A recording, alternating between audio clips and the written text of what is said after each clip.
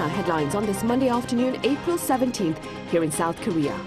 Seoul is hosting director-level talks on diplomacy and defense with Tokyo on this Monday here in the country as a follow-up protocol to last month's Whang Kee-whan summit to better respond to broader regional security concerns. And government findings for March show Korea's exports of cars raced past $6.5 billion, surging 48% on year amid greater global demand for eco-friendly vehicles.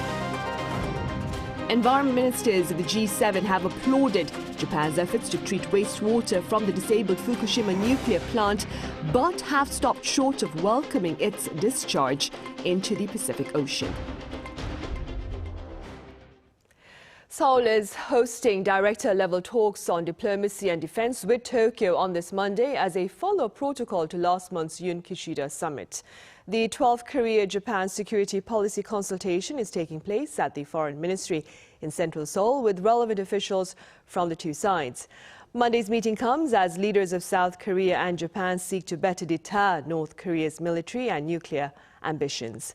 Also on the agenda today are efforts to normalize the two countries' intelligence sharing under the GSOMIA framework. A North Korean patrol boat intruded into South Korean waters in the West Sea this past weekend while apparently chasing after a Chinese trawler. Our defense correspondent Kim Hyun-sung reports. A ship from the South Korean Navy fired near a dozen warning shots after a North Korean patrol boat crossed over the de facto border in the waters west of the peninsula on Saturday morning. The ship from the north crossed over the maritime border, dubbed the Northern Limit Line, or NLL, and sailed for almost 2 kilometers into the South's waters. The ship stayed south of the line for about 10 minutes before retreating. The Joint Chiefs of Staff said Sunday that they're not sure as to why, but they see it as unlikely to be an intentional provocation from the north. The ship could have been chasing down some Chinese fishing boats, they said, judging by how it was tailing some Chinese ships as it zigzagged through the sea. The South Korean Navy fired warning shots only when the North Korean ship remained unresponsive to multiple communication attempts. The military also said that the South Korean ship crashed into a Chinese boat during the incident, causing several injuries. 3 South Korean sailors are currently in hospital, with one getting treated for what's reported to be a collarbone injury. The JCS said there was poor visibility at the time, with sailors only being able to see about 90 meters ahead. The day of this latest event also happens to be the birthday of the regime's late founder Kim Il-sung, and it's North Korea's biggest national holiday. The North had also crossed the Northern Limit Line 6 months ago. However, that crossing was seen as clearly intentional. It also came closer to the brink of a heated clash, with warning shots fired from both the North and the South. Some experts worry that North Korea is going to use this latest incident as pretext to once again bring up their discontent over the NLL, which they have never recognized as a fair border. Kim Hyun-sung, Arirang News. Also on the peninsula, South Korea and the U.S. are conducting air drills starting today. The drills, codenamed Korea Flying Training, will run until next Friday at Gwangju Air Base with over 100 aircraft. This includes about 60 fighter jets ranging from the F-35A to the F-15K to the KF-16, as well as South Korea's tanker planes. Some 40 U.S. aircraft, including the F-35B and the F-A-18, are also taking part. These latest drills are an extension of the annual Max Thunder air drills that started in the year 2009. 1,400 soldiers are also being deployed. In other news, cars are overtaking the country's chips on the export front. In fact, the auto industry posted fresh highs in the month of March, fueled by soaring demand for eco-friendly vehicles in the international market. Our Moon Hye-ryan has the tallies. South Korea's auto exports hit record highs once again in March. According to data released by the Ministry of Trade, Industry and Energy on Monday, the value of car exports came to over $6.5 billion, smashing the previous record of $5.6 billion set in February. This is a 48% rise compared to the same month last year. Production levels also reached a high unseen since 2017. Over 400,000 cars were produced in March for the first time in 6 years, after supplies of auto parts resumed following the reopening of China's borders. Of these 400,000 vehicles, some 260,000 were sold overseas, the largest number of units exported since December 2016. The ministry attributed this to more South Korean cars being eligible for tax credits under the United States Inflation Reduction Act, despite not being assembled in North America. This was reflected in the exports of eco-friendly cars, which recorded all-time highs in terms of both export value and vehicle units. Around 72,000 eco-friendly vehicles were sold overseas in March, an almost 80% increase compared to the previous year. The value of these exports came to some $2.3 billion, an almost 95% increase on year. The export of electric vehicles saw the highest rise in numbers on year, rising by over 100%, followed by hybrid and hydrogen cars. Domestic sales differed in that hydrogen-fueled vehicles saw the greatest rise in sales on year at 51.2%, followed by hybrid cars. Domestic sales were also boosted by the release of new models such as Hyundai Motor's new Grandeur and Kia's new Niro. The most popular model in South Korea was Hyundai Motor's Grandeur GN7, selling over 10,000 units in March. Meanwhile, exports of vehicle components fell on year by 5.3%, coming to just over $2 billion. Moon Hae-ryun, Arirang News. And in related news, Hyundai Motor Group said it sold over 100,000 electric vehicles overseas in the first half of this year. According to company officials, global EV sales amounted to more than 135,000 units during the January to March period, soaring almost 50% on year. Given this latest tally, hopes are high that the Auto Group will secure its global EV sales target of 588,000 units for this year. Now, pundits say it's also worth noting that EV sales are typically sluggish in the first quarter of any year, as authorities finalize their EV subsidies in the month of February. Now, despite the stellar sales of Korea's EVs in the international market, the country's global export share shrank to its smallest size last year since the global financial crisis of 2008.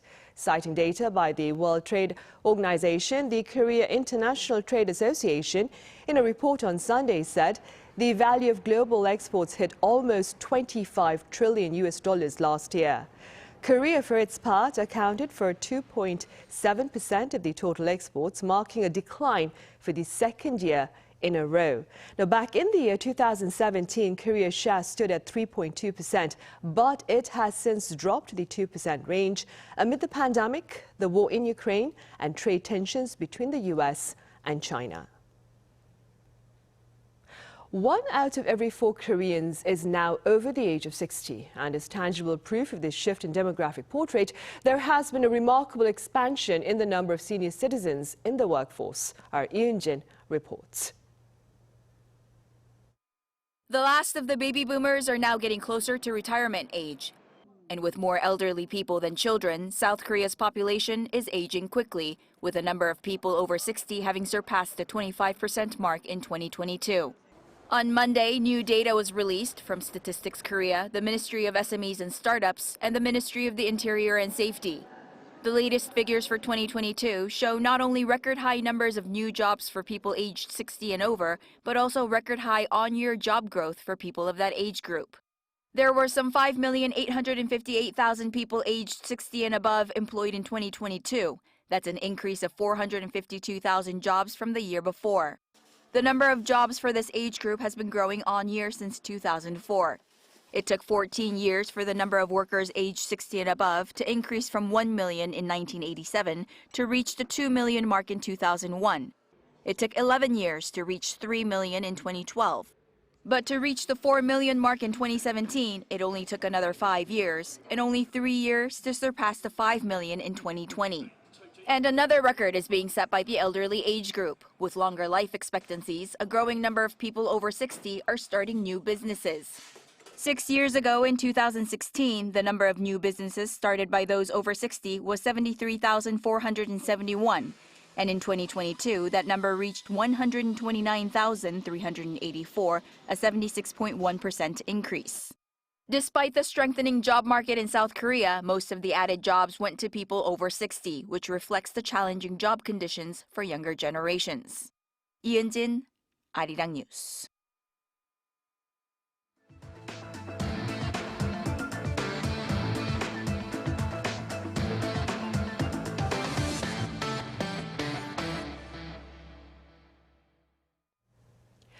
Over in Japan, energy and environment ministers of the Group of Seven have acknowledged Tokyo's ongoing efforts to treat the wastewater from the devastated Fukushima nuclear power plant, but they've stopped short of supporting its planned discharge into the Pacific Ocean. Our Cho Seung explains. The G7 meeting of climate, energy and environment ministers from 7 major countries was held in Sapporo City, Japan over the weekend and ended with the adoption of a joint statement. The statement welcomed the scientific dismantling of the Fukushima nuclear power plant, which is being conducted in cooperation with the International Atomic Energy Agency, and recognized Japan's transparent efforts. Regarding the discharge of contaminated water from Fukushima nuclear power plant into the sea, the statement also expressed support for the safety verification of the IAEA. However, according to Japan's Asahi Shimbun, the phrase welcomed the release of contaminated water that the Japanese government wanted was not included in the statement. This is due to opposition from Germany's environment minister. The South Korean government reconfirmed its position on the contaminated water in response to the G7 meeting statement. It stated that the process should be scientifically and objectively safe and comply with international standards, and that all aspects of the disposal, including information sharing, should be conducted transparently. Japan plans to release contaminated water from Fukushima nuclear power plant into the sea by this summer. Cho Soo-hyung, Arirang News. Meanwhile, in the U.S., a sweet 16th birthday party turned into a shocking crime scene with 4 young lives lost and many more injured. Our Lee Seung-jae has more. What was supposed to be a joyous sweet 16th birthday party in Alabama on Saturday turned into a deadly event with 4 people shot dead and over 24 others injured. This incident occurred at approximately 10:34 p.m. near the 200 block on Broad Neck Street here in Dadeville in Tallapoosa County. All right. There were 4 lives, not fatalities, lives. There were 4 lives tragically lost in this incident, and there's been a multitude of injuries. As they said, this is going to be a long, complicated process. The Alabama Law Enforcement Agency said that due to the seriousness of the incident, the FBI, the U.S. Bureau of Alcohol, Tobacco, Firearms, and Explosives, and the 5th Circuit District Attorney's Office were all present at the crime scene and are currently assisting with the investigation into the shooting. Among those killed is the brother of the girl celebrating her 16th birthday. Many of those wounded are also teenagers, including several who are currently in critical condition. Authorities did not provide any information on a potential suspect or any possible motive for the shooting. The latest deadly shooting in the U.S. comes just weeks after 2 high-profile shootings that occurred in the nearby states of Tennessee and Kentucky. There have been at least 146 mass shootings in the U.S. so far in 2023. The rise in the number of mass shootings in the country has prompted more leaders to call for tougher gun control laws. Lee Seung-jae, Arirang News. Here in Korea, as part of broader efforts to ease our fossil footprints, the government is actively promoting green remodeling of old buildings to allow for greater energy efficiency. Our Shin Ha-young was out and about. In order to achieve carbon neutrality by 2050, South Korea must reduce greenhouse gas emissions from buildings, which accounted for 1/4 of the country's total emissions, by 32.8% compared to 2018 figures by 2030. But this is not an easy task, as many older buildings weren't built to current standards that take emissions into account. With these older buildings in mind, the Ministry of Land, Infrastructure and Transport launched a project to support those who plan to participate in green remodeling, which aims to improve the environment indoors while reducing greenhouse gas emissions from buildings. This was a police station for 40 years, and after undergoing green remodeling, it's now an energy-efficient office building with its energy cost 65% lower compared to before. Installing solar panels helped transform this office into a more eco-friendly place. In particular, the building integrated photovoltaic or BIPV system on the exterior walls not only saves energy, but also enhances the appearance of the structure. It also has a building energy management system to monitor and control the building's energy needs. This daycare center is a much cozier place for children during the winter since going green. An energy-efficient thermal pane window using low emissivity glass allows sunlight in during winter and keeps heat inside. In summer, the windows block out heat while still letting in natural light.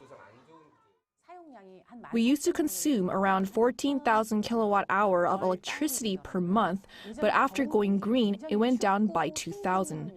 This place was freezing during the winter, but now it's so cozy and warm that even the kids can run around barefoot. This eco-friendly university library improved its energy efficiency by 50% compared to before. It uses a heat recovery ventilator to improve indoor air quality by replacing stale indoor air with fresh air from outside. Starting this year, the green remodeling project for public buildings has expanded to senior centers and public libraries. As for the private sector, the government decided to provide more financial aid to participants. About 12,000 private buildings undergo green remodeling annually. But last year, due to the rate hikes, there were fewer participants. So this year, the government is focusing more on private buildings. He added that green remodeling has become more attractive these days as energy bills rise. 신하영, Arirang News. Early last week, a day ahead of our commemoration to mark the 104th anniversary of the establishment of the Korea Provisional Government, Korea welcomed home the remains of independence activist Whang Kee-whan. My colleague Song Yujin has his story. A long-awaited return home. April 10, 2023, independence activist Whang Kee-whan makes his way back to Korea. Exactly a century has passed since he died.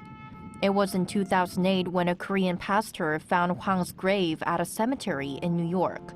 The journey back home was not easy because Hwang didn't have any family members to request his reinterment. But the cemetery finally gave the green light this January after more than decade-long efforts by the Ministry of Patriots and Veterans Affairs and the Korean Consulate General in New York. Then, who was Whang Kee-whan? Hwang was a real trailblazer for Korea's independence movement in Europe. While there were other activists around, he really stood out for his diplomatic efforts in Paris and London to raise awareness. The struggles he made for his home country can be seen at the National Memorial of the Korean Provisional Government.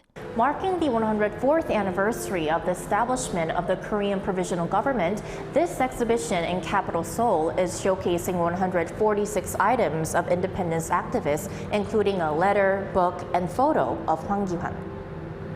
Hwang moved to the United States in 1904 when he was 18 and fought in the American military during World War I. After the war, he moved to Paris and worked for the Korean Provisional Government's delegation in Paris. He wrote books on Korea's fight for independence and how Japan illegitimately took away Korea's sovereignty. One of them is Our Business in Europe. Hwang also looked after overseas Koreans.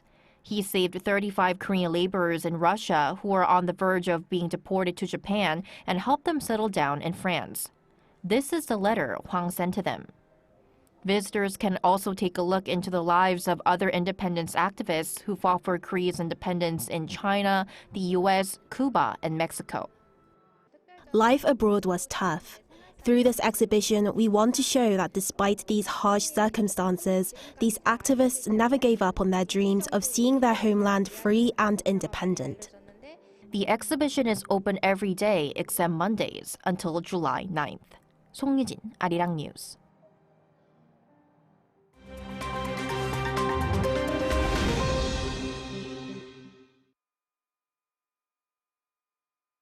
Let's take a look at what's going on in the world now.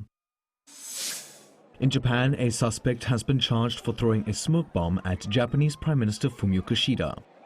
The suspect, a 24-year-old man from Kawanishi City, was charged on Sunday local time with forcible obstruction of business, a sentence that carries a jail term of up to 3 years and a fine equivalent to $3,700. He was arrested after reportedly throwing a homemade smoke bomb at the PM during a campaign event on Saturday at a fishing port in western Japan. Kishida was removed from the scene unharmed before the device went off. Authorities are determining whether the device was meant to be lethal. The incident drew immediate comparisons to the assassination of former PM Shinzo Abe last year. He was killed by a gunman using a homemade firearm. Now, Germany has shut down its last 3 remaining nuclear power plants. Power stations Isar 2, Emsland and Neckar-Westheim 2 had their plugs pulled on Saturday at midnight. The move is in response to years of anti-nuclear protests prompted by nuclear-related disasters, such as those in Fukushima and Chernobyl. It's also in line with Germany's ambitions to generate all of its electricity using renewable methods by 2035. But some are skeptical of the move, claiming it will have negative economic impacts. Germany's neighbors, meanwhile, have moved in the opposite direction, with Finland opening Europe's most powerful nuclear reactor on Sunday. It comes amid energy supply concerns due to Russia's war in Ukraine. Fighting has been halted in Sudan after rival military factions agreed to a temporary ceasefire to allow people wounded in 2 days of heavy clashes to be evacuated. It comes after a weekend of violence between rival troops from the Sudanese army and the paramilitary Rapid Support Forces. The clashes broke out on Saturday local time across multiple locations. Troops fought for control of Sudan's presidential palace, its state TV, and army headquarters. At least 56 people were killed, including 3 workers from the World Food Programme. The violence comes on the back of a proposal that would transition the country's military government to civilian rule and would see the RSF integrate with the Sudanese army. The country has been run by a council of generals since a coup in October 2021. And finally, an extreme athlete has emerged from a cave outside Spain's southern city of Granada after spending 500 days there in isolation. Spanish mountaineer Beatriz Flamini saw sunlight for the first time on Friday since entering the underground cave on November 20th in 2021. The goal was to break the world record for the longest time spent in a cave in a project called Time Cave. The record is still being confirmed. The challenge was monitored by scientists looking into the effect this would have on the mind, as well as human circadian rhythms. She was supported by a team that dropped off food and supplies at an exchange point within the cave. During her time in isolation, she missed major world events, including the outbreak of the war in Ukraine and the death of Queen Elizabeth II. Matthew Ashley, Arirang News.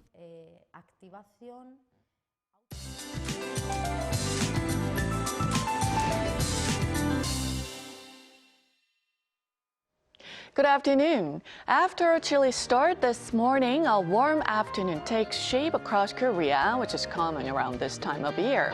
Do dress accordingly to avoid catching a cold and take good care of yourselves. Air quality has improved in central regions, but sunshine will be replaced by clouds as the day goes on, while southern provinces will be under sunny skies all day today. Overall, a long-awaited pleasant afternoon is here with breathable air and nicely warmed up temperatures, hovering around 20 degrees Celsius in most parts of the country. Then rain clouds will form tonight. Rain begins in northern parts of the country country before gradually spreading nationwide overnight. Chungcheong Namdo and Jeollabuk-do provinces will see up to 50 millimeters. Seoul and the rest of the inland areas will see 5 to 30 millimeters. Rain continues into Wednesday in southern provinces, while the capital will see highs soaring to 27 degrees on the same day. That's Korea for you, and here's a look at the international weather conditions.